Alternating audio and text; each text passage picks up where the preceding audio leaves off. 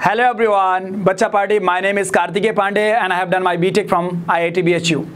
बच्चा पार्टी आज जो हम चैप्टर स्टार्ट करने वाले हैं आज की क्लास में वो है फ्रिक्शन।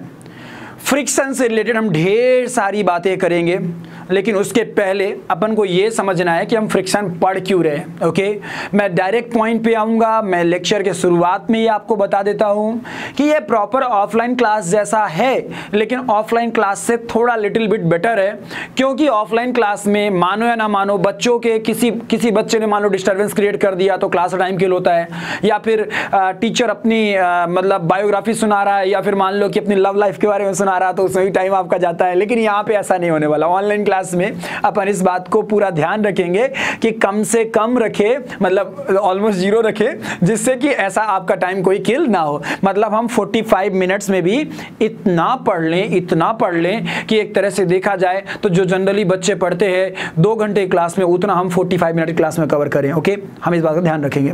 तो चलिए अपन लोग चालू करते हैं फ्रिक्शन। देखो यार, सबसे पहला क्वेश्चन आता है कि हम फ्रिक्शन पढ़ क्यों रहे हैं। What is the reason behind studying this friction. So the only reason जो मुझे दिख रहा है दैट इज कि भैया ये सिलेबस में है, ठीक है ना, सिलेबस में फ्रिक्शन इसलिए मैं पढ़ रहे हैं, ऐसा नहीं है। सुनो ध्यान से, पहले तो ये समझो कि फ्रिक्शन एक फोर्स है, और जब फोर्स है तो फोर्स का रोल तो कहीं भी हो सकता है, जैसे कि डिफरेंट काइंड ऑफ मोशन में। जैसे कि आपसे क्वेश्चन पूछ सकता है कि एक कार है या एक बॉक्स है जिसको हमने कुछ स्पीड दे करके ऐसे छोड़ दिया, अब बताइए कि वो कितनी दूर बाद जाके रुकेगा, या कितनी देर बाद जाके रुकेगा, या फिर जब वो रुका होगा तो कितना वर्क डन या उसकी कितनी एनर्जी किल हो चुकी होगी, या फिर कितना पावर सप्लाई किया जाएगा। इन सब में कहीं ना कहीं इसके पीछे कौन रीजन, उसको रोकने के पीछे फ्रिक्शन। क्लियर है क्या? सो फ्रिक्शन की वजह से ढेर सारी चीजें बन सकती हैं। फ्रिक्शन हर जगह रोल प्ले कर सकता है। सिंपल हार्मोनिक मोशन चैप्टर में रोल प्ले कर सकता है। फ्रिक्शन आपका रोटेशनल मोशन चैप्टर में रोल प्ले कर सकता है। फ्रिक्शन आपका पीरियोडिक मोशन में रोल प्ले कर सकता है। फ्रिक्शन आपका वर्क एनर्जी थ्योरम में अच्छा खासा रोल प्ले करता है, ठीक है ना। फ्रिक्शन एनएलएम चैप्टर में तो रोल प्ले करता ही करता है, ठीक है ना। फ्रिक्शन आपका काइनेमेटिक्स मोशन इन 1D में भी रोल प्ले कर सकता है, रिटार्डेशन ऑफर करा सकता है, ठीक है ना। इवन प्रोजेक्टाइल में रोल प्ले कर सकता है, रिलेटिव मोशन में रोल प्ले कर सकता है। It can play role anywhere. Centre of mass chapter में रोल प्ले कर सकता है। फ्लूइड मैकेनिक्स में आपका रोल प्ले कर सकता है। फ्लूइड मैकेनिक्स में बस उसका थोड़ा सा चेहरा बदल जाता है, जिसको हम लोग विस्कस फोर्स बोलते हैं या फिर विस्कस ड्रैग बोलते हैं, ठीक है ना। या फिर एयर का केस हो तो एयर ड्रैग बोल देते हैं। नो डाउट वो उसका थोड़ा रिलेशंस अलग होते हैं, वो वेलोसिटी डिपेंडेंट होता है, लेकिन वो बात की बात है, ठीक है। बट रोल तो प्ले कर रहा है, गेट हिम अ पॉइंट और not. So everywhere friction will play the role. That's why we are studying this chapter friction. मतलब यदि हमने इसको लगा डाला तो लाइव झिंगा लाला, वही वाला हाल है यहाँ पे कि भाई यदि ये, अरे वो एक टाटा स्काई का एक प्रचार आता था ना पहले टाइम पे, इसको लगा डाला तो लाइव झिंगा लाला, दैट काइंड ऑफ थिंग। तो यदि ये चैप्टर आपसे बनता है तो आप अपने आप को ये मान सकते हैं कि you are standing somewhere in case of physics. समझ में आया कि नहीं आया? सो देखो यार, हर साल ये पर्टिकुलर चैप्टर पे एक तरह से देखा जाए तो नीट और जेईई पे डायरेक्ट क्वेश्चन भले ना आए, लेकिन इसकी मदद से जरूर क्वेश्चन आता है। मतलब ऐसा हुआ कि हमने आपसे किस चैप्टर क्वेश्चन पूछा, रोटेशनल मोशन का, लेकिन वहां पे किसका इन्वॉल्वमेंट करा दिया, फ्रिक्शन का। अब लोगों को लगेगा कि ये तो रोटेशनल मोशन का क्वेश्चन है, नारे ना लल्लू, रोटेशनल मोशन के साथ साथ कहीं ना कहीं वो मल्टी कॉन्सेप्ट वाला क्वेश्चन हो गया, और वहां फ्रिक्शन भी रोल प्ले कर रहा है। इसीलिए हमको फ्रिक्शन डेवलप करना, फ्रिक्शन स्ट्रॉन्ग करना जरूरी है। ओके, सो हम लोग बिना कोई ज्यादा बातें किए हुए स्टार्ट करेंगे। और एक बात बता दूं कि आपका जो फ्रिक्शन है वो देखो जनरली ऐसा होता है कि नीट का कंटेंट थोड़ा कम होता है और जेईई का कंटेंट थोड़ा ज़्यादा होता है। तो नीट का हम लोग जो फ्रिक्शन कवर करेंगे प्रॉपर अच्छे स्टैंडर्ड का, वो रहेगा अप्रॉक्सीमेटली 14 से 15 लेक्चर में, और जो जेईई का फ्रिक्शन रहेगा वो अप्रॉक्सीमेटली जाएगा कम से कम 18, 19, 20 लेक्चर के आसपास जा सकता है, ठीक है ना। अभी देखते हैं कितने लेक्चर जाता है। और सबसे इंपॉर्टेंट चीज़ ये है कि आपको एक बात मैं खुल के बोलता हूँ इस चैप्टर के शुरुआत में, यदि आपने ये सारे क्लासेस कर लिए तो आपको अलग से कोई बुक करने की जरूरत नहीं है, कोई मटेरियल करने की जरूरत नहीं है, कहीं कुछ प्रिफर करने की जरूरत नहीं है। And the most important thing is that कि ये ओपन कंटेंट है, खुली किताब है। आप अपने किसी भी टीचर से कंसल्ट कर सकते हैं कि भाई जो सामने वाले टीचर ने पढ़ाया वो सही है या गलत है या क्या कैसा है, सारी चीजें ओपन है, ठीक है। सो मैं एक बात खुल के बोलना चाहूंगा कि आप इन सारे लेक्चर्स को पूरा A to Z कवर वस कर लीजिए। देखिए नो डाउट अभी तुम्हें मतलब ऐसा फील गुड लेना है तो 2 लेक्चर में अपना कंटेंट कवर कर लो, ठीक है ना। दो लेक्चर में चैप्टर हो गया, लेकिन तुम्हें यदि सच में अच्छा पढ़ना है ना, क्वालिटी कंटेंट करना है, तो you will have to go for number of lectures. देखिए हम ट्रिक्स भी सीखेंगे, हम कॉन्सेप्ट्स भी सीखेंगे, ठीक है, ध्यान रखिएगा। कॉन्सेप्ट्स क्यों सीखेंगे? क्योंकि कॉन्सेप्ट्स बनेंगे तभी हमसे क्वेश्चंस बनते हैं। और ट्रिक्स क्यों सीखेंगे? जिससे कि हम कहीं पे अपना टाइम स्पीड बिल्ड कर सकते हैं, टाइम रिड्यूस कर सकते हैं, तो हम वो करेंगे। गेटिंग पॉइंट और नॉट। और हम फार्मूला ओरिएंटेड कतई नहीं चलने वाले हैं, क्योंकि फार्मूला ओरिएंटेड यदि सिलेक्शंस हो रहे होते बेटा, तो तुम भी जानते हो कि इंडिया के ढेर सारे इंस्टीट्यूट्स में, इंडिया के अच्छे अच्छे इंस्टीट्यूट्स में मैंने देखा है जिन टीचर्स को करोड़ों के पैकेजेस मिलते हैं, वो टीचर्स भी ये कह देते हैं कि फार्मूला याद कर लो। यार मेरा एक सीधा सजेशन ये है कि यदि फार्मूले से सिलेक्शन हो रहा होता तो जिस कोचिंग में 20,000 बच्चे पढ़ रहे हैं, 15,000 बच्चे पढ़ रहे हैं, वो 15 के 15,000 बच्चे फार्मूला तो देख के गए हैं, लेकिन सिलेक्शन कैसे नहीं हुआ सबका फिर, यदि फार्मूला ओरिएंटेड था। एक्चुअली फार्मूला ओरिएंटेड कभी सिलेक्शन होता ही नहीं है। सिलेक्शन होता है कि किसने कितना अच्छा कॉन्सेप्ट सीखा। क्योंकि देखो यार 45 क्वेश्चन आ रहे हैं, 40 क्वेश्चन आ रहे हैं, 30 क्वेश्चन आ रहे हैं, तो मानो या ना मानो, नो डाउट 10 से 15% फार्मूला बेस्ड होंगे, लेकिन 10 से 15% पे तुम्हारा सिलेक्शन नहीं होगा ना। ये बात समझो, तुम्हें मेरिट में आना है, तुम्हें ऊपर आना है, तुम्हें काउंसलिंग कट ऑफ को क्वालिफाई करना है। So based on all that तुम्हें समझना पड़ेगा कि तुम्हें फिजिक्स को कॉन्सेप्चुअली लेके चलना पड़ेगा। और एक चीज़ और बता रहा हूँ, मेरा टीचिंग एक्सपीरियंस की बात करेंगे तो बेटा मेरा ऑलमोस्ट 9+ ईयर से, मतलब मेरा 10th ईयर रनिंग है मेरा टीचिंग का, ठीक है। मेरी एज पे मत जाइएगा। एक्चुअली मैं जब फर्स्ट ईयर में था IIT BHU के, तब से मैं पढ़ा रहा हूँ, from that time I am teaching, okay. और दूसरी चीज़ है कि बोर्ड पे भी थोड़ा मत जाइएगा, बोर्ड पे लाइनिंग वाइनिंग आ रही होगी तो टेंशन मत लीजिएगा, क्योंकि after a long time, almost like 3 years, ये बोर्ड मैंने दोबारा रिस्टार्ट किया है, स्मार्ट बोर्ड। दैट्स वाई अभी क्या है, मॉइस्चर की वजह से आई थिंक ये इशूज़ आ रहे हैं, ठीक है। तो इनको बाद में मैं सही कराऊंगा, लेकिन इनको सही कराने में मेरा समय जाए, उससे अच्छा है कि मैं लेक्चर चालू करता हूँ, तो बच्चा पार्टी अपन स्टार्ट करते हैं फ्रिक्शन। तो सबसे पहले अपन समझने की कोशिश करते हैं कि सर फ्रिक्शन है क्या, ठीक है, फ्रिक्शन का मतलब क्या है। तो यार देखो, मैं सबसे पहले ही एक बड़े बड़े शब्दों में ये बात मेंशन कर देता हूं, अच्छे से मेंशन कर देता हूं, क्लियरली ये बात बता देता हूं कि जो आपका फ्रिक्शन है, आप एक चीज़ देखो, इवन मेरे को पेन मेरी जो थी ना, वो 3 साल पहले वो पेन कहीं पे रख दी, अब वो पेन मिल ही नहीं रही, तो मैंने ऑर्डर करी है, आ जाएगी, ठीक है ना। तब तक मैं इसी से स्टार्ट कर रहा हूँ, ठीक है। जो हमारा फ्रिक्शन है बच्चा पार्टी, फ्रिक्शन सबसे पहले डू नॉट अपोज, ध्यान से, फोर्स और motion. Do not oppose force और मोशन, इसका मतलब क्या हुआ समझते हैं। देखो यार, पहले तो अपने मन से ये निकाल दीजिए, बहुत सारे लोग के मन में होगा, और आपके टीचर्स ने भी बोला होगा, हो सकता है अच्छे टीचर्स तो नहीं बोलते हैं, लेकिन ऐसा जनरली लोग बोल देते हैं कि जो फ्रिक्शन है वो मोशन को अपोज करता है। हट, कुछ भी भयानक लेवल का गांजा है भाई ये, ठीक है ना। एक्चुअली फ्रिक्शन मोशन या फोर्स को अपोज नहीं करता है। पहले तो अपने मन से ये बात निकाल दीजिए, बढ़िया सी एक नोट मार लीजिए, चैप्टर के शुरुआत में ही पेड़ पौधा लगा लीजिए ऐसे, और पेड़ पौधे के बगल में नोट मार लीजिए। पेड़ पौधा क्यों लगवाता हूं मैं कॉपी में हरदम? द ओनली रीजन, क्योंकि पेड़ पौधे जहां पे लगे होंगे वो आपको रिवीजन करते वक्त बताएगा कि भैया इस बात का ध्यान रखना है हमें, ये बात एग्जाम हॉल में हमें याद रहनी चाहिए, और सब भूल जाए लेकिन ये पेड़ पौधा नहीं भूलना चाहिए। तो बच्चा पार्टी अपने मन से ये बात निकाल दीजिए कि फ्रिक्शन मोशन को अपोज करता है या फिर फोर्स को अपोज करता है। तो फिर क्वेश्चन ये है कि सर ये फ्रिक्शन अपोज किसको करता है?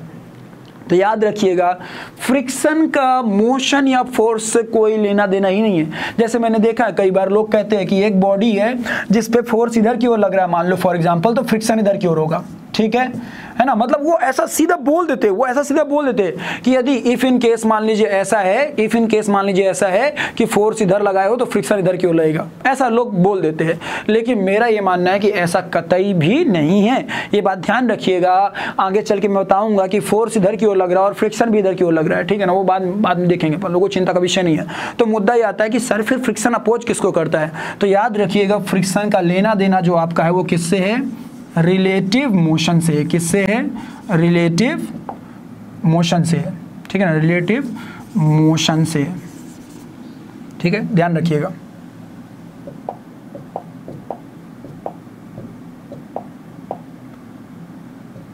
चलिए, रिलेटिव मोशन किसको अपोज करता है? हमारा फ्रिक्शन रिलेटिव मोशन को अपोज करता है। मतलब क्या है हम इसको बाद में समझेंगे, अभी बस इतना समझ लीजिए कि friction will oppose relative motion, not the motion और not the force. Relative motion भी बोलते हैं और साथ में ये भी बोलते हैं टेंडेंसी ऑफ रिलेटिव मोशन। उसका मतलब क्या है हम सब समझेंगे डिटेल में, बस अभी के लिए ये लिखने की जरूरत नहीं है, ये वाला लिखने की जरूरत थी कि friction do not oppose force और मोशन, बड़ी सी नोट पेड़ पौधे के साथ। ओके, तो चलिए अपन इस चीज को यहीं पे बाइंड अप करते हैं। अब मुद्दा ये आता है कि सर हमें आप ये बताइए कि फ्रिक्शन आता क्यों है। पहले तो हमें ये समझाइए कि फ्रिक्शन आता क्यों है, फ्रिक्शन का मतलब क्या है। ठीक है, तो हमने कहा चलो भाई एक एक करके चालू करते हैं, फ्रिक्शन आता क्यों है। ठीक है, एक सेकंड ना, हाँ पहले तो ये आता है कि फ्रिक्शन आता क्यों है। तो चलिए थोड़ा सा बातें करेंगे, फ्रिक्शन आता क्यों समझने की कोशिश करते हैं। ठीक है, तो समझने की कोशिश करते हैं। लेट अस सपोज हमारे पास एक ऐसी कोई भी पर्टिकुलर बॉडी है, ठीक है, और ये बॉडी एक किसी ऐसे सरफेस पे रखी हुई है। Let us suppose the body is there and that body is kept over that particular surface. Okay, अब देखने पे ऐसा लग रहा है आपको कि जैसे वो बॉडी बहुत ही स्मूथ सरफेस पे रखी हुई है और वो बॉडी खुद भी बहुत स्मूथ होगी, बट एक्चुअली ऐसा नहीं है, एक्चुअली ऐसा नहीं है। समझते फिर है क्या?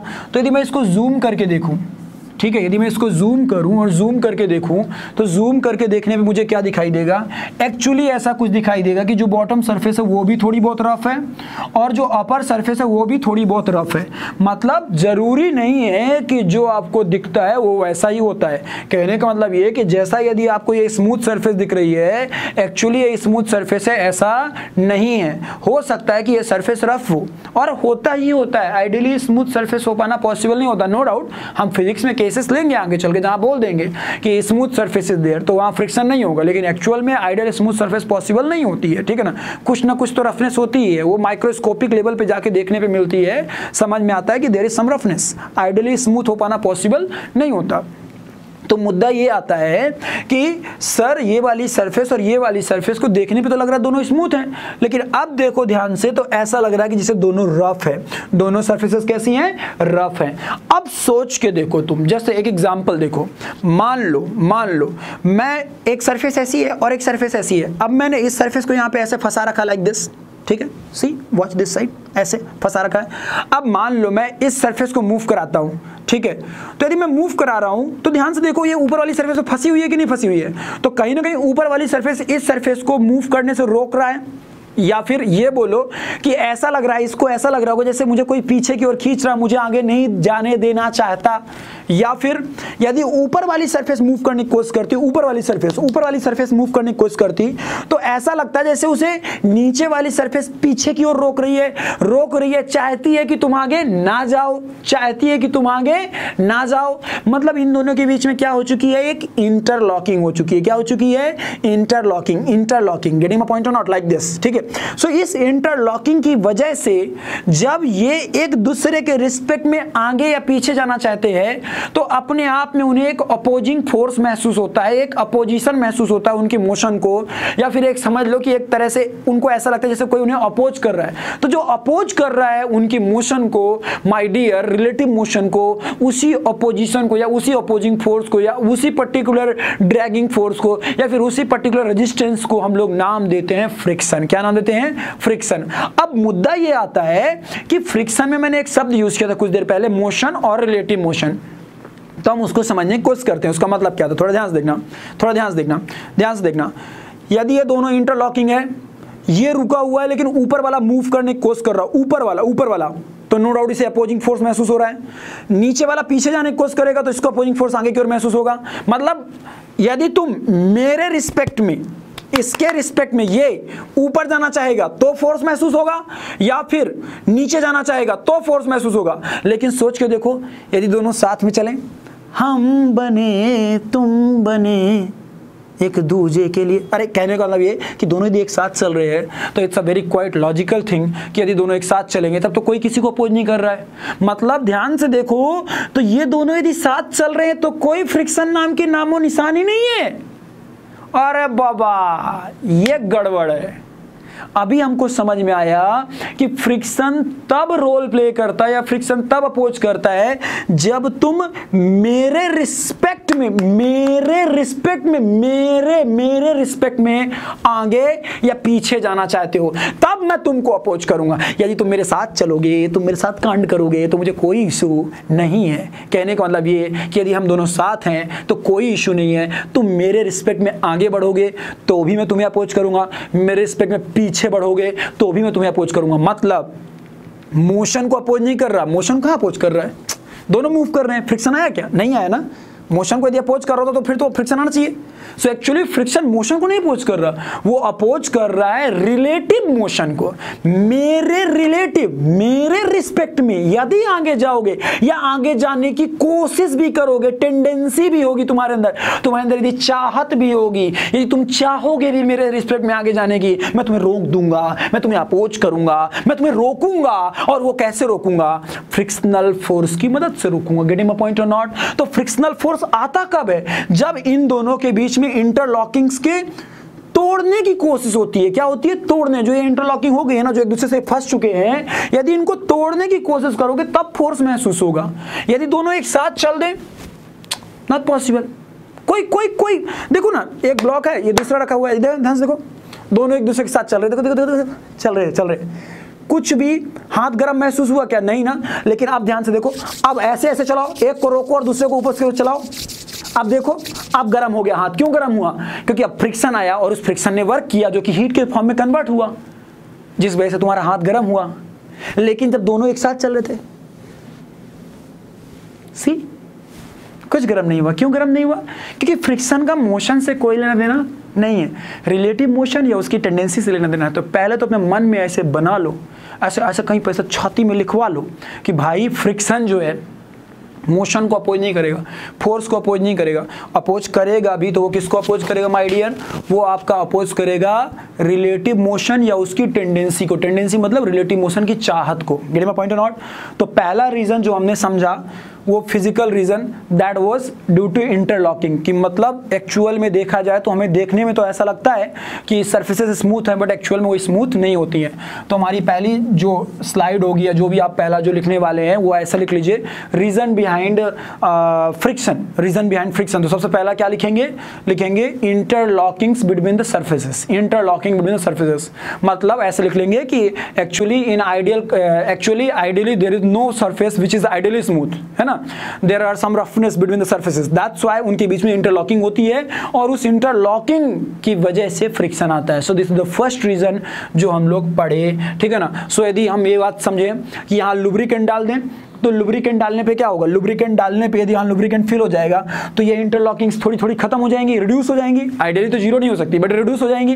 तो यदि रिड्यूस हो गई तो इंटरलॉकिंग के रिड्यूस होने पे ऑब्वियस सी बात है कि इनके बीच में जो लॉकिंग्स हो रही थी वो थोड़ी कम हो जाएंगी, इंटरलॉकिंग कम हो जाएंगी, ठीक है ना। रिड्यूस होने पे, सरफेस स्मूथ होने पे, और आपका फ्रिक्शन रिड्यूस होगा। इसीलिए आप लोगों ने सुना होगा कि जब हम लोग ऑयल या ग्रीस यूज कर देते हैं तो बॉल बेयरिंग्स और बहुत सारी जगहों में फ्रिक्शन रिड्यूस हो जाता है। गेटिंग माय पॉइंट और not? So this is the reason, क्योंकि भाई उनके बीच में जब फिलअप हो गया, सरफेस स्मूथनेस की तरफ बढ़ गई तो इंटरलॉकिंग कम हो जाएंगी अब, और ऑब्वियस सी बात है फ्रिक्शन कमजोर पड़ेगा, फ्रिक्शन कम हो जाएगा इस तरीके से। और वहीं पे मान लो और सरफेस को रफ कर दें, सरफेस को और रब कर दो और रफ कर दो तो फ्रिक्शन और बढ़ जाएगा। इसीलिए आपने ध्यान से देखा होगा जब टायर चिकने हो जाते हैं तो उन्हें बोलते हैं चेंज कर दो, क्योंकि टायर चिकने होंगे तो फ्रिक्शन उतना नहीं आएगा और आप ब्रेक मारोगे तो टायर आपका जल्दी नहीं रुकेगा, गाड़ी आपकी नहीं रुकेगी और आपकी संपत्ति कोई और ले जाएगा जब आप ऊपर चले जाएंगे।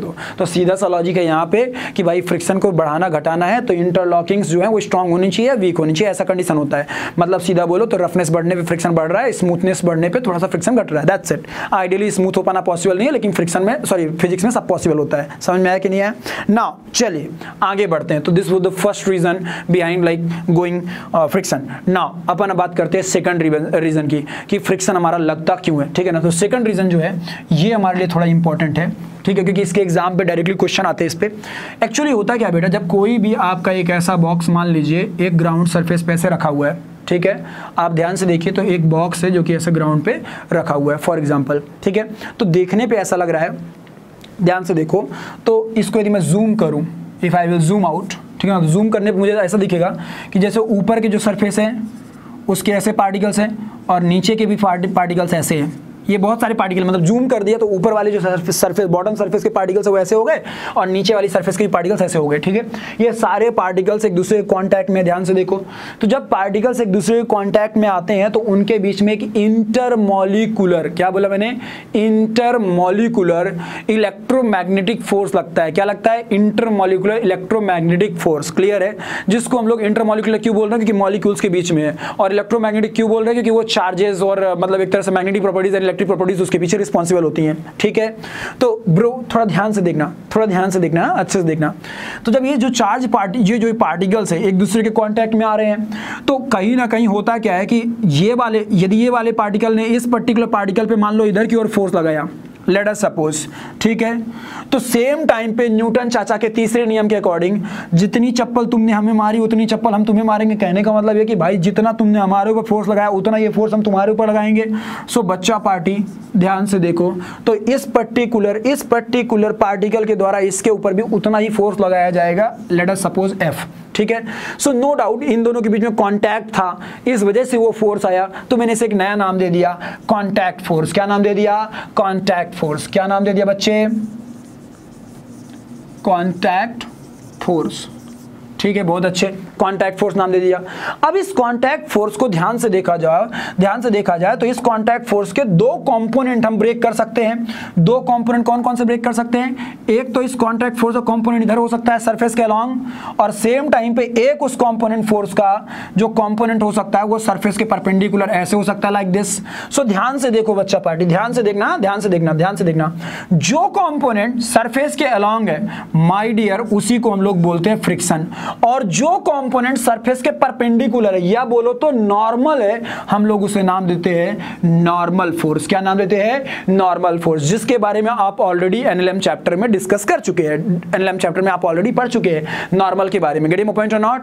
अभी हम लोग जो बातें करेंगे हमारा पूरा कंसंट्रेशन होगा वो किधर की ओर डाइवर्ट होगा? हमारा फ्रिक्शन की तरफ होगा। गेटिंग माय पॉइंट और नॉट? सो एक तरह से मेरे को आज से एक नई बात पता चली, ध्यान से देखना, कि पहले तो हमने देखा फ्रिक्शन का पहला रीजन समझा, due to interlockings friction come into the role. Okay, now दूसरी डेफिनेशन हम ये बोल सकते हैं कि फ्रिक्शन इज अ कंपोनेंट और you can say parallel component of the contact force। क्या बोलेंगे? friction is the parallel component of contact force along the contact surface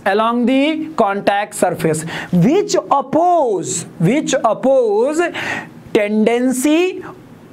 tendency of relative motion or relative motion between two surfaces in contact। Got it? ये जो मैं बोलता हूँ ना, इनको pause कर करके इन डिफिनेशंस को अच्छे से लिखिए, नोट्स प्रॉपर बनाइए। नो डाउट मैं नोट्स शेयर भी कर दूंगा क्लासरूम के, लेकिन मैं चाहता हूँ कि आप भी नोट्स बनाइए, क्योंकि अपने नोट्स जो होते हैं वो कहीं ना कहीं आगे चल के मदद करते हैं। अभी देखने पे ऐसा लगता है कि अरे यार मैं यदि ये नोट्स नहीं बनाऊंगा तो क्या लॉस है, लेकिन बाद में समझ में आता है कि बड़ा भयानक लॉस है। सो इसीलिए मेक श्योर कि नोट्स बनाइए, चाहे कुछ भी हो जाए नोट्स बनाइए। Got it? जितना नोट्स बना सकते हैं बनाइए ना। Get back to the point, ठीक है। सो हम फिर से बोलने वाले हैं, कांटेक्ट फोर्स का वो कंपोनेंट जो सरफेस के अलोंग हो माय डियर, उस कंपोनेंट को हम लोग बोलते हैं फ्रिक्शन। क्या बोलते हैं? फ्रिक्शन। क्लियर हुआ क्या? बहुत अच्छे। नॉर्मल फोर्स जो है वो तो कंपोनेंट कौन सा है? परपेंडिकुलर कंपोनेंट है कांटेक्ट फोर्स का। अभी एक चीज देखिए, ध्यान से देखिए, इन दोनों के बीच का एंगल कितना है? 90 डिग्री है, फ्रिक्शन और नॉर्मल के बीच का। तो क्या मैं ऐसा बोल सकता था, could I have said it like this, कि जो हमारा कांटेक्ट फोर्स है that is equivalent to what? Under root of what? Normal का स्क्वायर प्लस फ्रिक्शन का स्क्वायर। क्लियर हुआ क्या? हम लोग इसको इजीली कह सकते थे कि जो हमारा मतलब ये थोड़ा सा जो पेन का इश्यू आ रहा है ना, इसका टेंशन मत लीजिएगा, क्योंकि एक्चुअली मेरा क्या है ना, मैंने 2-3 साल बाद ये पूरे स्मार्ट बोर्ड ओपन किया है और साथ में पेन मेरे को मिल नहीं रहा इस समय करंटली कहाँ रखा हुआ है पेन। सो इसीलिए मैंने बहुत ही सिंपल सा तरीका अपनाया, मैंने मार्कर यूज़ करना स्टार्ट कर दिया, ठीक है ना। और ये जो ग्रीन आपको रिफ्लेक्शन दिख रहा होगा ना, तो इसकी टेंशन मत लीजिएगा। ये एक तरह से देखा जाए तो जो स्टूडियो है ना, इसमें 2 अरेंजमेंट है।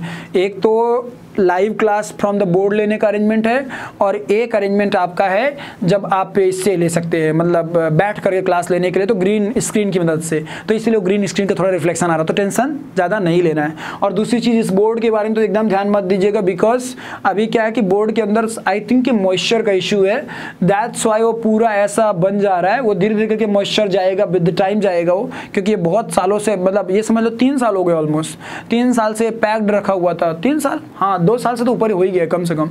तो दैट्स वाई ये पूरा मॉइस्चर का सीन है। बट ठीक है, जैसा भी है, कंटेंट की क्वालिटी मैटर करती है, ठीक है ना। जो मैं बोल रहा हूँ उसकी क्वालिटी मैटर करती है।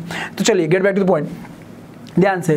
तो हम क्या बोल सकते थे कि कांटेक्ट फोर्स जो है हमारा, जो हमारा कांटेक्ट फोर्स है that is equivalent to what, under root of N का स्क्वायर प्लस एफ आर का स्क्वायर। ये कैसे लगा दिया, क्योंकि देखो बेटा हम सब लोगों ने पढ़ा होगा, दो वेक्टर है मान लीजिए कभी भी ऐसे कुछ, एक वेक्टर ऐसा एक वेक्टर ऐसा at angle theta, let us suppose ये वेक्टर ए है और ये वेक्टर बी है।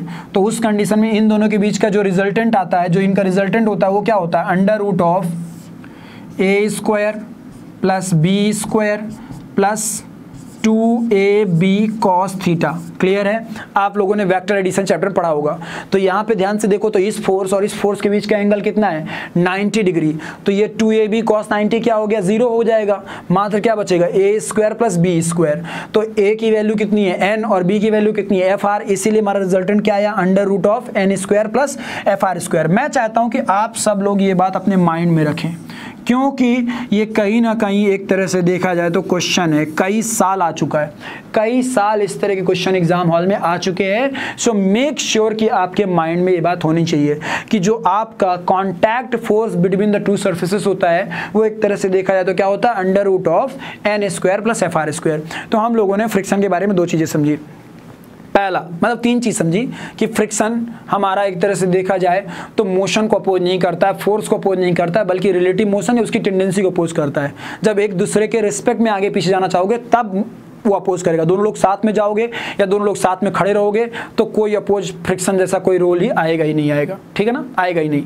ओके, पहली चीज। ना दूसरी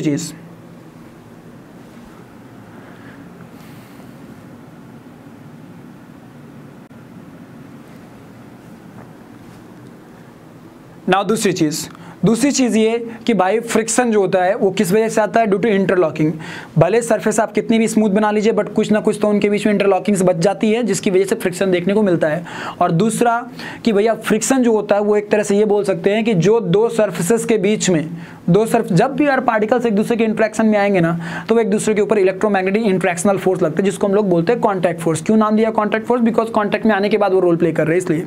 तो कॉन्टैक्ट फोर्स का वो कंपोनेंट जो सरफेस के अलॉन्ग होता है माय डियर वही कहलाता है फ्रिक्शन। वो क्या कहलाता है बच्चे, फ्रिक्शन। और जो कंपोनेंट परपेंडिकुलर होता है वो तो नॉर्मल कहलाता है, उसके बारे में हम लोग ऑलरेडी एनएलएम चैप्टर में पढ़ चुके हैं, न्यूटन लॉ ऑफ मोशन में, ठीक है। सो नॉर्मल और फ्रिक्शन इन दोनों का रिजल्टेंट होता है हमारा कॉन्टैक्ट फोर्स। इसीलिए हम लोग बोल सकते थे कि that your contact force is equivalent to what, N का स्क्वायर प्लस एफ आर का स्क्वायर। गेट माय पॉइंट और नॉट, एन का स्क्वायर प्लस एफ आर का स्क्वायर, ठीक है। ये आप अपने माइंड में रख सकते हैं। नाउ मुद्दा ये आता है कि सर आपने हमें ये क्यों पढ़ाया, What is the reason behind like teaching this?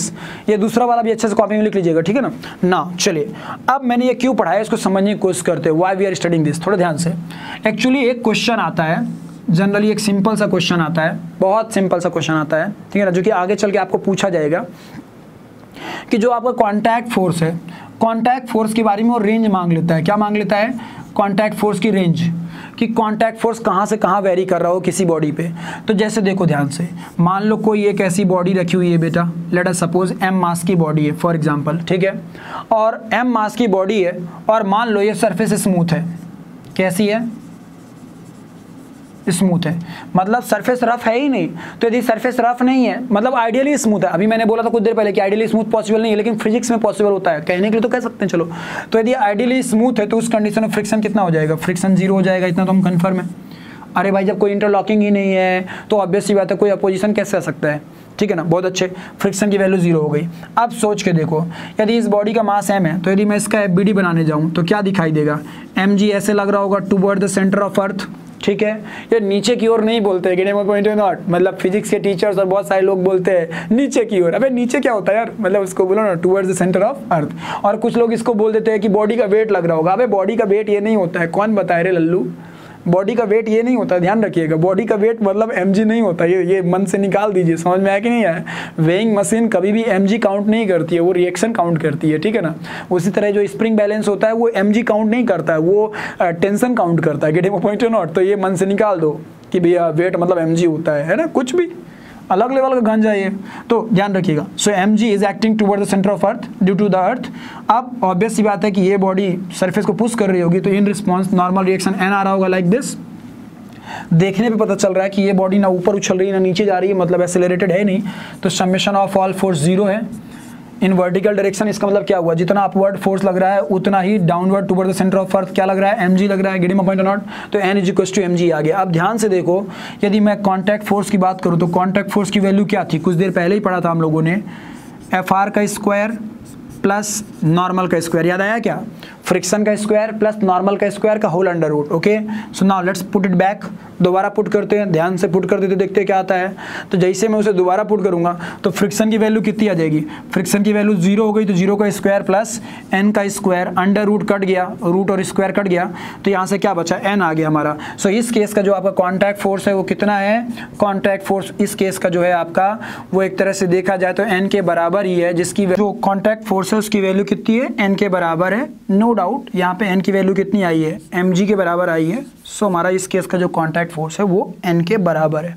सो मुझे एक बात पता चली कि जो नॉर्मल जो कॉन्टैक्ट फोर्स की कम से कम वैल्यू पॉसिबल है, जो मिनिमम कॉन्टैक्ट फोर्स हो सकता है वो कितना हो सकता है, n के बराबर हो सकता है। मतलब आज के बाद से मुझे एक नई लाइन मिल गई, कॉन्टैक्ट फोर्स की जो मिनिमम वैल्यू है, क्या बोला मैंने, minimum value, that is equivalent to what my dear, that is equivalent to n। n से छोटा कॉन्टैक्ट फोर्स पॉसिबल नहीं है। वो भी कब पॉसिबल है, जब सरफेस आइडियली स्मूथ हो, उस कंडीशन में आपका जो यहाँ का जो फ्रिक्शन है वो एब्सेंट हो जाएगा, और फ्रिक्शन के एब्सेंट होने की वजह से ऑब्वियस सी बात है कोई भी फ्रिक्शन आएगा नहीं और नॉर्मल रिएक्शन ही तुम्हारा कॉन्टैक्ट फोर्स बन जाएगा। क्लियर हुआ क्या। और इस केस का जो कॉन्टैक्ट फोर्स है उसका डायरेक्शन किधर की ओर आएगा, वो इधर की ओर नहीं आएगा इस बार, क्योंकि इधर की ओर तब आता जब फ्रिक्शन भी प्रेजेंट होता, गेटिंग माय पॉइंट और नॉट। सो इस बार जो कॉन्टैक्ट फोर्स का डायरेक्शन है वो भी सीधा अपवर्ड आएगा। क्लियर हुआ क्या। In this case contact force will also be in upward direction. So फिर से एक डायग्राम बना लीजिएगा इस तरह का बना करके और लिख लीजिएगा, in this case contact force is equivalent to normal reaction and. Clear हुआ क्या। सो हमें एक बात समझ में आ गई, जो सबसे इंपॉर्टेंट बात समझ में आ गई कि भाई लोग, सबसे इंपॉर्टेंट बात समझ में आ गई कि जो हमारा कॉन्टैक्ट फोर्स है उसकी मिनिमम वैल्यू n हो सकती है, n से कम कॉन्टैक्ट फोर्स पॉसिबल नहीं है। अब मुद्दा ये आता है कि भैया ये बताइए हमें कि कॉन्टैक्ट फोर्स की और वैल्यूज़ क्या हो सकती है। तो मैंने कहा देख भाई, एक पॉसिबिलिटी और भी है कि मान ले, दूसरा केस लेता हूँ, ये बॉडी लग रही है, मतलब ये बॉडी है, ग्राउंड पे ऐसे रखी हुई है, इसके ऊपर नॉर्मल लग रहा है लाइक दिस, ठीक है, and like this my dear, मान लो कि फॉर एग्जांपल फ्रिक्शन लग रहा है, ठीक है। अब हम सब जानते हैं कि फ्रिक्शन की कुछ ना कुछ तो वैल्यू होगी, तो अभी के लिए मान लो मैं बोले दे रहा हूँ कि फ्रिक्शन की एक मैक्सिमम वैल्यू पॉसिबल है। Let us suppose F max, क्या है वो, F R max. Late us suppose friction की एक मैक्सिमम पॉसिबल वैल्यू है एफ आर मैक्स, ठीक है। नो डाउट आगे चल के मैं उसे बताऊंगा कि उसे बोलते हैं लिमिटिंग फ्रिक्शन, वो क्या होता है, कैसे होता है, ठीक है ना, we will talk about that, don't worry. लेकिन अभी के लिए मैं बोल रहा हूँ कि एफ आर की एक मैक्सिमम वैल्यू है एफ आर मैक्स, ठीक है। तो इस केस का जो कॉन्टैक्ट फोर्स है वो कहीं ना कहीं नॉर्मल और दिस पर्टिकुलर फ्रिक्शन रिजल्टेंट ही कहलाएगा हमारा contact force. So that particular contact force in this case वो कितना आएगा my dear, that will be under root of n square plus F R max का होल स्क्वायर। क्लियर है क्या। अच्छा मज़ेदार चीज़ देखो, पहले कितना कॉन्टैक्ट फोर्स आया था, पहले आपका कॉन्टैक्ट फोर्स आया था, ध्यान से देखो यदि याद हो तो आया था n, क्योंकि उस केस का फ्रिक्शन 0 था। और इस बार कॉन्टैक्ट फोर्स कितना आ रहा है, under root of n square plus F R max का स्क्वायर। अब एक चीज़ देखो, क्या n की वैल्यू चेंज हो रही, नहीं, n तो दोनों केस में सेम है, लेकिन एक ही केस में फ्रिक्शन 0 था और इस केस में फ्रिक्शन मैक्सिमम है। अब सोच के बताओ क्या इससे बड़ा कॉन्टैक्ट फोर्स पॉसिबल है, नो नॉट एट ऑल, क्योंकि फ्रिक्शन इससे बड़ा नहीं हो सकता। हमने ऑलरेडी मैक्सिमम वैल्यू ले रखी है फ्रिक्शन की, वो क्या होती है बाद में पढ़ेंगे, चिंता मत करो, अभी बस समझने की कोशिश करो कि भाई हमने फ्रिक्शन की ऑलरेडी मैक्सिमम वैल्यू ले रखी है। So this is your maximum value of the contact force and this is your minimum value of the contact force. मतलब मुझे एक आइडिया लग गया कि जो हमारा कॉन्टैक्ट फोर्स है, आज की बात से याद रखेंगे ज़िंदगी भर के लिए, कि जो कॉन्टैक्ट फोर्स है उसकी वैल्यू कहाँ से कहाँ लाई कर रही है, मैक्स टू मैक्स जा सकती है n square plus F R max का होल स्क्वायर, ठीक है। ये थोड़ा सा पेन का इशू है, टेंशन मत लेना, हाँ चलो, n का square plus F R max का होल स्क्वायर, ठीक है। मैक्सिमम से मैक्सिमम इतना कॉन्टैक्ट फोर्स आ सकता है और मिनिमम से मिनिमम कितना जा सकता है, n के बराबर। क्लियर है। मतलब हमारा कॉन्टैक्ट फोर्स जो है वो यहाँ से यहाँ के बीच में लाई करेगा। मिनिमम से मिनिमम n हो सकता है और मैक्सिमम से मैक्सिमम ये हो सकता है। नो डाउट हम आगे चल करके FR मैक्स की वैल्यू निकालना सीख लेंगे तो हम उसे पुट कर दिया करेंगे तो हमारी एग्जैक्ट वैल्यू आना चालू हो जाएगी। लेकिन एटलीस्ट आज के बाद हमें ये तो समझ में आ गया कि एग्जाम हॉल में कभी भी क्वेश्चन आए यदि कॉन्टैक्ट फोर्स से रिलेटेड तो आपको टेंशन लेने की जरूरत नहीं है। आपको समझना है कि मिनिमम वैल्यू तब होगी जब फ्रिक्शन नहीं होगा और मैक्सिमम वैल्यू कब होगी जब फ्रिक्शन की मैक्सिमम वैल्यू ले रखी होंगी हमने, क्योंकि नॉर्मल में तो कोई चेंजेस आ नहीं रही है। सो बेस्ड ऑन दैट हमको एक नया आइडिया लग गया यहाँ से कि हमारा कॉन्टैक्ट फोर्स का क्या डायरेक्शन होगा, कैसे मतलब कॉन्टैक्ट फोर्स किधर की ओर लग रहा होगा, कॉन्टैक्ट फोर्स की वैल्यू कहाँ से कहाँ लाई करेगी, कॉन्टैक्ट फोर्स का कौन सा कंपोनेंट फ्रिक्शन होता है, नॉर्मल का क्या रोल है, नॉर्मल चेंज होगा या नहीं होगा, ठीक है ना। और हम लोगों ने इंटरलॉकिंग की वजह से फ्रिक्शन है या नहीं है, लुब्रिकेंट्स डालने में फ्रिक्शन क्यों रिड्यूस हो जाता है, और सरफेस यदि रफ हो जाए और रफ कर दी जाए तो फ्रिक्शन क्यों बढ़ जाएगा, ठीक है ना। टायर को चिकना होने पे चेंज क्यों करने को बोलते हैं। हमने इतने कम समय में इतनी सारी बातें कर ली, ठीक है। सो अभी हम लोगों ने एक बात समझी कि कॉन्टैक्ट फोर्स की वैल्यू कहां से कहां लाई करेगी। पहली चीज कॉन्टैक्ट फोर्स की वैल्यू क्या होती है, तो कॉन्टैक्ट फोर्स की वैल्यू होती है n का स्क्वायर प्लस FR का स्क्वायर, मतलब फ्रिक्शन का स्क्वायर का होल अंडर रूट। अब नो डाउट फ्रिक्शन की वैल्यू यदि चेंज हो रही है, कभी 0 हो रही है, कभी मैक्सिमम हो रही है, तो उसके अकॉर्डिंग आपको कॉन्टैक्ट फोर्स भी चेंज होगा। गेट माय पॉइंट और not. So this is the logic. एक सेकंड, एक्चुअली ये मॉइस्चर का सबसे बड़ा रोल है यहाँ पे। मॉइस्चर की वजह से ऐसा हो रहा है कि पूरा ये इधर से भर जा रहा है पूरा, मतलब उसमें स्मार्ट बोर्ड में। तो अभी वो धीरे धीरे करके दूर होगा, मोस्ट प्रोबब्ली हो जाएगा धीरे करके दूर। अभी तो नहीं हुआ लेकिन धीरे धीरे करके हो जाएगा with the time may be, ठीक है ना। तो चलिए स्टार्ट करते दोबारा वापस। तो हमको ये आइडिया लग गया भाई कि कॉन्टैक्ट फोर्स क्या होता है, फ्रिक्शन क्या होता है, फ्रिक्शन आता क्यों है, what is the reason behind friction. हमने कई बातें समझ ली। अब कहिए तो मैं आप लोगों के लिए एक होमवर्क दे देता हूँ। एक छोटा सा क्वेश्चन होमवर्क में मैंने ले रखा है, so let me give it for you, ठीक है ना। ये क्वेश्चन आप सब लोग घर में ट्राई कर सकते हैं अपने, ठीक है ना।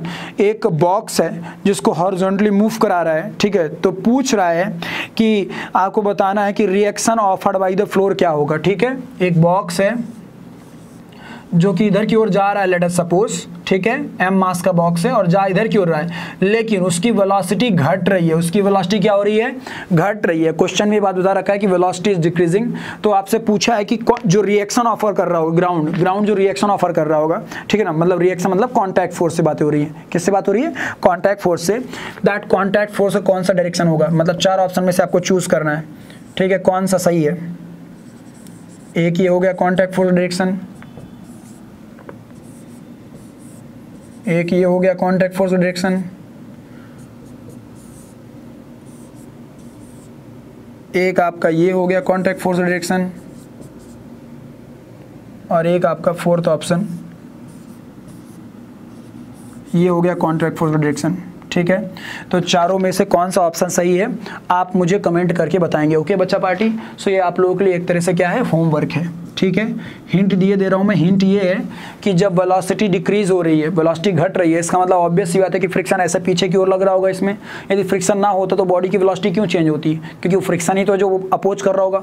तो फ्रिक्शन इधर, नॉर्मल इधर, तो उन दोनों का रिजल्टेंट किधर सोच लेना। ओके, सो ये आपके लिए होमवर्क है, आप कमेंट करके मेरे को बताइएगा, ठीक है। तो हम लोगों ने ये समझा सबसे पहले कि फ्रिक्शन क्या होता है, फ्रिक्शन क्यों होता है, इंटरलॉकिंग की वजह से, और एक तो हम ये बोल सकते थे कि इंटरमॉलिक्यूलर फोर्स का कंपोनेंट, ठीक है। और फिर हम लोगों ने ये सीखा कि जो हमारा कॉन्टैक्ट फोर्स होता है उसकी वैल्यू कहाँ से कहाँ लाई करती है। जब अपनी बुक्स आप ओपन करेंगे ना तो आपको पता चलेगा कि जो मैंने वो कॉन्टैक्ट फोर्स की रेंज लिखवाई है ना, उसको बड़े से ब्रैकेट के बगल में जो लिखवाई थी, ठीक है ना, ये वाला, इसके बगल में एक पेड़ पौधा जरूर बना लीजिएगा। क्यों, क्योंकि आगे चल के आपको समझ में आएगा कि this was a kind of question, ठीक है ना। ये आपका प्रॉपरली एक क्वेश्चन है कि जो कि जेईई नीट में मतलब ऐसे ही पूछा जा सकता है, मतलब ऐसे ब्लाइंडली, मतलब मानो या ना मानो, मैं तो सीधा सजेशन दूंगा कि चाहे तुम कुछ और सीखो चाहे ना सीखो, इसको एक बार जरूर कर लो, ठीक है, क्योंकि ये एग्जाम हॉल में आ सकता है, ठीक है। और उसके पहले जो था ये तो नॉर्मल चीज़ थी, ये तो minimum value of contact force थी, मैक्सिमम वैल्यू यहाँ निकाली, मिनिमम वैल्यू वहाँ निकाली थी, ठीक है। और उसके पहले हम लोगों ने ये सीखा था कि कॉन्टैक्ट फोर्स का component that is your friction, और कॉन्टैक्ट फोर्स की वैल्यू कितनी आती है। उसके पहले हम लोगों ने ये सीखा था कि फ्रिक्शन होता क्यों है, ड्यू टू इंटरलॉकिंग्स, क्लियर है, वो हम लोगों ने सीखा, ठीक है। और उसके पहले हम लोगों ने क्या सीखा था कि जो हमारा फ्रिक्शन होता है वो रिलेटिव मोशन को अपोज करता है या उसकी टेंडेंसी को अपोज करता है, ना कि मोशन या फिर फोर्स को, क्लियर है। तो चलिए यहाँ तक हम लोगों ने सारे पॉइंट्स कर लिए हैं, बहुत अच्छे। Now we will proceed further. ना। आगे बढ़ते हैं, ठीक है, थोड़ा ध्यान देते हैं। अभी हम लोग ये बात करने वाले हैं कि फ्रिक्शन का डायरेक्शन किधर की ओर लगता होगा। जैसे कि ध्यान से देखा जाए, देखो यार एक चीज़ समझना पड़ेगा आपको कि 40 से 45 मिनट के लेक्चर्स रहेंगे मेरे हर लेक्चर, लेकिन आपको ये समझना पड़ेगा कि आपको बहुत सारा कंटेंट मिलने वाला है। जब आप अपनी नोट्स बनाएंगे और अच्छे से देखेंगे देन यू विल रियलाइज कि हम लोगों ने बहुत सारा कंटेंट कवर कर लिया है। क्योंकि जो मैं बीच बीच डिफिनेशन बोलता हूँ, आपको डिफिनेशन भी अपनी कॉपी में अच्छे से लिखनी है, ठीक है ना। ये इंश्योर करना है कि आप डिफिनेशन को भी अच्छे से लिखें, ठीक है, ये ध्यान रखा करिए। और सबसे इंपॉर्टेंट चीज़, चैप्टर को शुरू करते वक्त मम्मी का नाम जरूर लीजिए भाई लोग, ठीक है ना, ये ध्यान रखिए। चलिए get back to the point, आगे बढ़ते हैं हम लोग। ये देखो धीरे धीरे करके तो सही हो रहा है, ये उधर इशू था अभी सही हो गया, ठीक है। चलो आगे बढ़ते हैं। अभी हम लोग बात करने वाले हैं डायरेक्शन ऑफ फ्रिक्शन। किसकी बात करने वाले हैं? Direction of friction. ये पेन का इशू कोई फर्क नहीं पड़ता, चलो आपको समझ में आ रहा ना, that is main thing. Direction of friction, ठीक है। फ्रिक्शन का डायरेक्शन कैसे डिसाइड करते हैं, how we will decide the direction of friction. तो ये थोड़ा इंपॉर्टेंट है, याद रखिएगा। हमें एक बात समझना है कि फ्रिक्शन कभी मोशन या फोर्स को नहीं अपोज करेगा, वो अपोज करेगा रिलेटिव मोशन या रिलेटिव मोशन की टेंडेंसी को। किसको मैंने बोला? वो अपोज करेगा रिलेटिव मोशन या रिलेटिव मोशन की टेंडेंसी को। याद रखिएगा, उसे कोई लेना देना नहीं है कि बॉडी का मोशन क्या है या बॉडी का फोर्स क्या है, बॉडी पे लगने वाला फोर्स क्या है।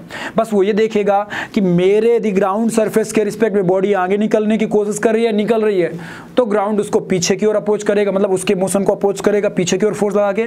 और क्योंकि जब कोई बॉडी आगे निकल रही है तो सोच के देखो, बॉडी के रिस्पेक्ट में ग्राउंड पीछे छूट रहा है, तो वो बॉडी ग्राउंड पे कहाँ की ओर फोर्स लगाएगी? आगे की ओर। That is the logic. ये लॉजिक हम लगाएंगे और इस लॉजिक के दम पे हम आगे बढ़ने वाले हैं, ठीक है। तो चलिए सबसे पहले बेसिक केस देते हैं। मान लीजिए कोई बॉडी है जो यहाँ पे है, सोच के देखो ये बॉडी दी आगे की ओर जा रही है, let us suppose with some velocity भी, ठीक है।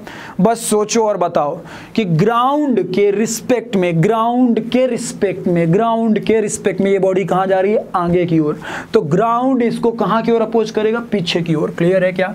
तो यदि मैं इसका फ्री बॉडी डायग्राम बनाने जाऊँ, FBD यदि बनाने जाऊं, फ्री बॉडी डायग्राम, तो मैं क्या बोलूंगा कि velocity is in this direction and your friction will be in this direction. Make sure कि फ्रिक्शन को सेंटर से मत दिखाइए, ठीक है ना। मैंने भी एक बार दिखा दिया था बीच में, वो बात अलग है, लेकिन फ्रिक्शन को ऑलवेज बॉटम मोस्ट सरफेस पे दिखाइए, जहां पे कॉन्टैक्ट सरफेस हो वहां दिखाइए। क्यों? क्योंकि अभी तो आप बच जाएंगे, लेकिन आगे चल करके एक कॉन्सेप्ट आएगा रोटेशनल मोशन, एक चैप्टर आएगा जहां पे फोर्स की पोजीशन बहुत बड़ा रोल प्ले करती है। टॉर्क के केसेस में वहां टपलिंग का कॉन्सेप्ट आता है, बॉडी का लुढ़कना, तब आपको पता चलेगा कि कितना इंपॉर्टेंट था फ्रिक्शन का एक्चुअल पोजीशन में ड्रॉ करना शुरुआत से, ठीक है। तो इस पर्टिकुलर बॉडी में फ्रिक्शन कहां की ओर लगेगा? पीछे की ओर, ठीक है। क्यों लगा? कि ये ग्राउंड के रिस्पेक्ट में बॉडी आगे जा रही थी, तो इसको रोकने के लिए फ्रिक्शन पीछे की ओर आया। तो ग्राउंड पे फ्रिक्शन कहां की ओर आएगा? ये ग्राउंड है, तो दो तरीके से देख सकते हो, आइदर मोशन को महसूस करो या फिर न्यूटन चाचा का नियम याद रखो कि भाई यदि ग्राउंड ने इसके ऊपर पीछे की ओर फोर्स लगाया फ्रिक्शन Fr के बराबर, तो ये बॉडी इसके ऊपर कहां की ओर लगेगी? इक्वल एंड अपोजिट, जस्ट आगे की ओर। क्लियर है? या फिर इसको दूसरी भाषा में समझो, एक तरीका क्या होता है न्यूटन थर्ड लॉ, कि जितना इसने इसके ऊपर पीछे की ओर लगाया उतना ही वो इसके ऊपर आगे की ओर लगाएगी। क्लियर है क्या? या फिर दूसरे तरीके से हम ऐसा बोल सकते थे, I could have said it like this, हम ऐसा बोल सकते थे, ध्यान से सुनना, कि ग्राउंड के रिस्पेक्ट में ये बॉडी कहां जा रही है? आगे, तो ग्राउंड ने उसको कहां की ओर रोकने की कोशिश करी? पीछे, फोर्स लगा के, ठीक है। उस बॉडी के रिस्पेक्ट में ग्राउंड कहां जा रहा है? यदि उस बॉडी पे जाके बैठ जाओ तो तुमको पेड़ पौधे जैसे चलती कार में पेड़ पौधे पीछे की ओर मूव करते दिखते हैं ना, एक्चुअली तुम आगे जा रहे हो, लेकिन तुम्हारे रिस्पेक्ट में ऐसा लगता है जैसे पेड़ पौधे पीछे जा रहे हैं। उसी तरीके से इस बॉडी के लिए ग्राउंड कहां जा रहा होगा? पीछे की ओर। तो ग्राउंड को क्या वो जाने देना चाहेगा? नहीं जाने देना चाहेगा ना, वो चाहेगा कि तुम क्यों जाओ भाई, मेरे साथ चलो। तो मेरे साथ चलने के लिए क्या करोगे? तुम पीछे छूट रहे थे, तो मैं चाहूं तुम मेरे साथ चलो, तो उसके लिए मैं तुम्हारे पर फ्रिक्शन कहां क्यों लगाऊंगा? फोर्स कहां क्यों लगाऊंगा? आगे की ओर, जिससे तुम मेरे साथ चलो, मेरे रिस्पेक्ट में तुम पीछे मत जाओ। मुझे नहीं अच्छा लगता कि तुम मेरे रिस्पेक्ट में पीछे चले जाओ, तो मैं तुम्हारे ऊपर फोर्स कहां क्यों लाऊंगा? आगे की ओर। सो आप ये महसूस कर सकते थे लाइक दिस, ऐसे। मतलब आपकी चॉइस है, इट्स योर चॉइस। आप चाहे न्यूटन का लॉ याद कर लें, न्यूटन लॉ के अकॉर्डिंग कर दें, या फिर चाहे मोशन महसूस कर लें कि ग्राउंड के रिस्पेक्ट में बॉडी आगे जा रही थी इसलिए फ्रिक्शन पीछे है उस पे, और बॉडी के रिस्पेक्ट में ग्राउंड कहां जा रहा था? पीछे जा रहा था, तो ग्राउंड में फ्रिक्शन कहां की ओर है? आगे की ओर है। दैट्स इट, ठीक है। तो इस तरीके से, तो ये हम लोगों ने पहला केस लिया। ये सारे केस आपके कॉपी में अच्छे से बनने चाहिए 1 by 1, ठीक है। नाउ आगे बढ़ता हूँ मैं थोड़ा ध्यान से। अब मान लीजिए फॉर एग्जांपल कोई एक बॉडी है, ठीक है, जो अभी मूव तो नहीं की है, लेकिन आपने इसके ऊपर फोर्स एफ लगाया है। क्या लगाया है बच्चे? Force F.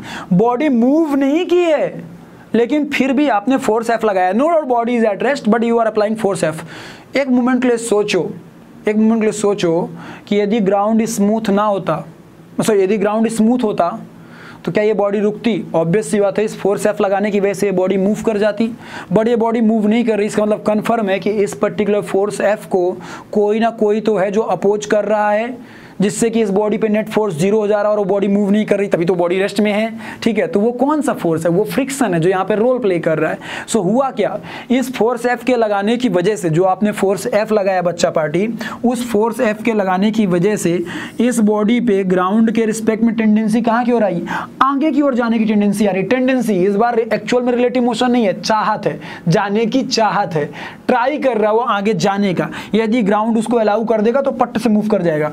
तो ग्राउंड इसके ऊपर फ्रिक्शन कहाँ की ओर लगाएगा? क्योंकि तुमने फोर्स एफ ऐसे लगाया है तो टेंडेंसी आगे की ओर है जाने के लिए, तो उसको अपोज करने के लिए फ्रिक्शन आएगा बैकवर्ड। क्लियर हुआ क्या? तो इस पे friction backward. Now Newton's third law, यदि ग्राउंड ने इसके ऊपर बैकवर्ड लगाया तो ये इसके ऊपर फॉरवर्ड डायरेक्शन में फ्रिक्शन लगाएगा, लाइक दिस। क्लियर हुआ क्या? सो चाहे रिलेटिव मोशन हो रही हो, चाहे रिलेटिव मोशन की टेंडेंसी हो, दोनों कंडीशन हमें क्लियर हो गई। चाहे रिलेटिव मोशन हो, चाहे रिलेटिव मोशन की टेंडेंसी हो, हमें दोनों कंडीशंस क्लियर हो गई अच्छे से कि भाई हमारा फ्रिक्शन कब किधर की ओर आएगा। नो डाउट इतने से तुम कुछ नहीं करने वाले हो, ना तुम्हारा नीट में अच्छा होगा, ना तुम्हारा जेई में अच्छा होगा। तो उसके लिए हमें क्या करना पड़ेगा? उसके लिए हमें डिटेल समझना पड़ेगा। तो हम 1 बाय 1 सारे केसेस लेंगे, ठीक है। सो ये जो पहला लेक्चर है ये थोड़ा हो सकता है लेंदी हो जाए, या फिर अपन कितने मिनट का लेक्चर हो चुका होगा? हाँ हो चुका होगा, तो ऑलमोस्ट 40-45 मिनट का लेक्चर हो गया होगा। तो आज के लेक्चर के लिए इतना काफ़ी है, लेक्चर 1 में इतना काफ़ी है, जिसमें हम लोगों ने ये समझा कि फ्रिक्शन क्यों होता है, फ्रिक्शन का क्या रोल है, फ्रिक्शन का वैल्यू कैसे निकालते हैं, या फिर ये हमने समझा कि फ्रिक्शन आता क्यों है, ठीक है ना, कम ज़्यादा कैसे होगा, फ्रिक्शन किसको अपोज करता है, ये सारी चीज़ें हम लोगों ने देख लिया आज। और साथ में हम लोगों ने ये भी देखा कि फ्रिक्शन का डायरेक्शन कैसे डिसाइड करते हैं। कल इसी के आगे हम लोग केसेस कंटिन्यू कर देंगे नेक्स्ट क्लास में, जिसमें कि हम लोग एक तरह से देखेंगे कि भाई डिफरेंट केसेस में कैसे फ्रिक्शन का डायरेक्शन डिसाइड होता है। So this was all. I hope कि आपको कुछ तो समझ में आया होगा। अब देखो यार, सबसे इंपॉर्टेंट चीज़ तुम्हें समझना पड़ेगा, लेक्चर के लास्ट में बस 2 मिनट बोलूँगा कि तुम्हें अपने आप में रेगुलरिटी रखनी पड़ेगी। पहले तो मन से ये निकाल दो, इफ़ यू आर थिंकिंग, यदि तुम्हारे मन में ऐसी कोई सोच है कि तुम 2 मिनट 4 मिनट 5 मिनट पढ़ करके और सिलेक्शन पा जाओगे, तो ऐसा कुछ नहीं होने वाला। या फिर कोई एक लेक्चर पढ़ के सिलेक्शन पा जाओगे तो ऐसा कुछ नहीं होने वाला। लेक्चर 1 सब देखते हैं, आज वाला लेक्चर सब देखेंगे ऑलमोस्ट, दूसरा वाला लेक्चर 10-20 कम लोग देखेंगे, तीसरा वाला और 5 लोग कम देखेंगे। कारण ये नहीं कि लेक्चर की क्वालिटी घट रही है, तुम तो ऑलरेडी जानते हो कि कार्तिक भैया कैसे पढ़ाते हैं, क्या पढ़ाते हैं, पता तुम्हें भी है। तुम्हारा डेडिकेशन डिक्रीज हो जाता है विद द टाइम। पहले दिन सब स्टार्ट करते हैं, लास्ट तक रेस में बहुत कम लोग पहुँचते हैं, और जो टिका रहता है लास्ट तक, ठीक है ना, लेवल सबके निकलेंगे, लेकिन निकलेंगे उसके जो टिका रहेगा। समझ रहे कि नहीं? जो खड़ा रहेगा। तो वही चीज़ है भाई कि यहाँ पे आपको ये बात समझना पड़ेगा कि यदि लेवल निकलवाने हैं तो आपको खड़े रहना पड़ेगा, मतलब आपको लास्ट तक टिके रहना पड़ेगा। ये मन से निकाल दीजिए कि आपका 2 लेक्चर या 3 लेक्चर करके सिलेक्शन हो जाएगा। यदि इतना आसान होता ना तो फिर सबका सिलेक्शन हो रहा होता। सो सारे लेक्चर करिए, पूरा अच्छे से करिए, जो होमवर्क दिया जाए उसे करिए, प्रॉपर नोट्स बनाइए, ठीक है ना। और चलिए फिर देखते हैं, अपन अच्छी फिजिक्स पढ़ने वाले हैं। थैंक यू बच्चा party, love you all, take care.